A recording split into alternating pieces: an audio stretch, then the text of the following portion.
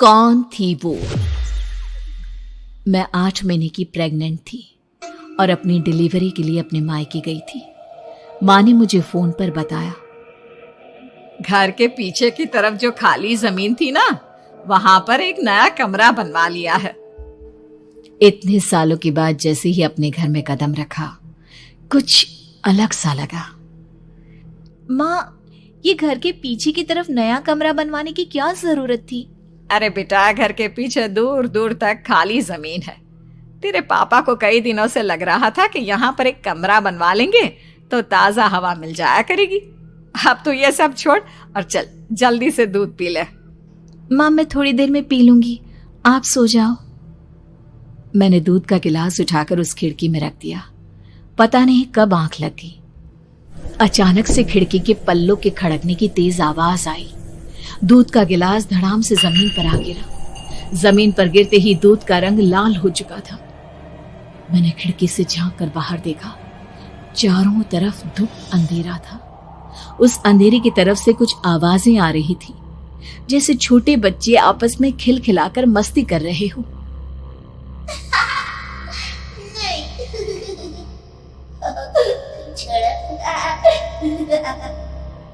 इतनी रात को इतने घनघोर अंधेरे में बच्चों की आवाज कैसे आ रही है?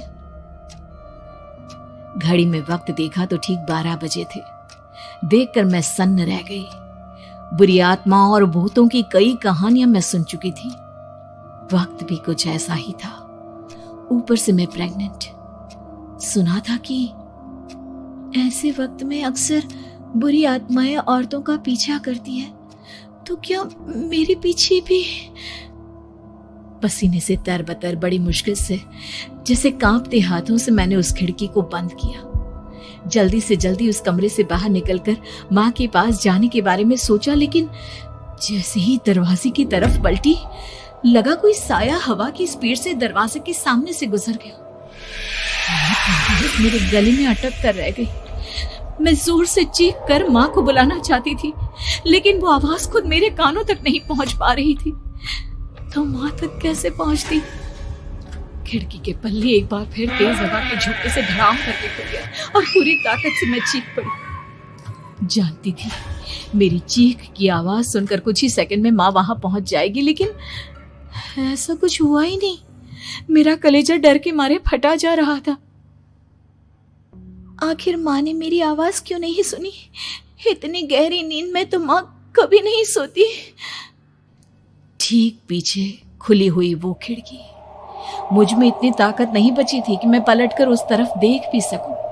हवा का एक सनसनाता हुआ झोंका उसी वक्त मेरे कानों से आकर टकराया। लगा जैसे किसी ने दबी हुई आवाज में धीरे से मुझसे कहा, चली जाओ यहाँ से। मैंने दोनों हाथ अपने कानों पर रख लिए और एक बार फिर ताकत लगाकर जोर से चीखने की कोशिश की। माँ! पापा! मेरी आवाज उस कमरे की दीवारों से टकराकर वापस मुझे ही सुनाई दे रही थी। जितनी ताकत के साथ मैंने चीखने की कोशिश की थी, कुछ ही देर बाद उससे कहीं ज्यादा तेज और दर्दनाक चीख मुझे सुनाई देने लगी। ये आवाज ठीक मेरे पीछे खिड़की से आ रही थी। वो आवाज मेरे कानों में पिघलते हुए लोहे की तरह गिर रही थी। उन आवाजों में हैवानियत थी। वो आवाजें किसी इंसान की नहीं है, इतना मैं समझ चुकी थी। कांप रहे हाथों से मैंने अंधेरे में कुछ ढूंढने की कोशिश की। तभी अचानक मेरा हाथ बेड पर रखी टॉर्च पर पड़ा। किसी तरह ताकत लगाकर टॉर्च का बटन ऑन किया, लेकिन ये क्या? सामने दरवाजे पर 3 छोटी लड़कियां खड़ी हुई थी। उनके हाथ में स्टील के चमचमाते हुए चाकू थे। मैं घबराकर लड़खड़ाई और पीछे की तरफ हटी, लेकिन तब तक वो मेरे पास आ चुकी थी। उनकी गर्दन टेढ़ी थी और उनके हाथों के वो चाकू मेरे पेट को निशाना बनाने को तैयार। मैं जोर से चीखी, नहीं, छोड़ दो मेरे बच्चे को, मत मारो, मत मारो, छोड़ दो मेरे बच्चे को। सोनाली, क्या हुआ बेटा? तू इतनी डरी हुई क्यों है? उठ बेटा, क्या हुआ? हड़बड़ाकर मैंने अपनी आंखें खोली। देखा तो दिन निकल आया था। माँ मुझे जगा रही थी। मेरा चेहरा पूरा पसीने से लथपथ था। क्या हुआ बेटा, तुमने कोई बुरा सपना देखा क्या? मैं अभी तक अपने पूरे होश में नहीं थी। वो मेरे बच्चे को मार देगी माँ। वो लड़की मेरे बच्चे को। मैंने घबराकर अपने पेट को छुआ। सब कुछ ठीक था। और वो दूध जो रात को यहाँ पर गिर गया था, उसका रंग लाल हो गया था। माँ ने हंसते हुए दूध का गिलास मुझे दिखाया। तुमने दूध पिया ही नहीं, पूरा का पूरा ऐसे ही रखा हुआ है। तुमसे कहा था ना सोनाली, सेहत के लिए लापरवाही ठीक नहीं बेटा। लेकिन मैंने तो सब कुछ अपनी खुली आंखों से देखा था। ये सपना कैसे हो सकता है?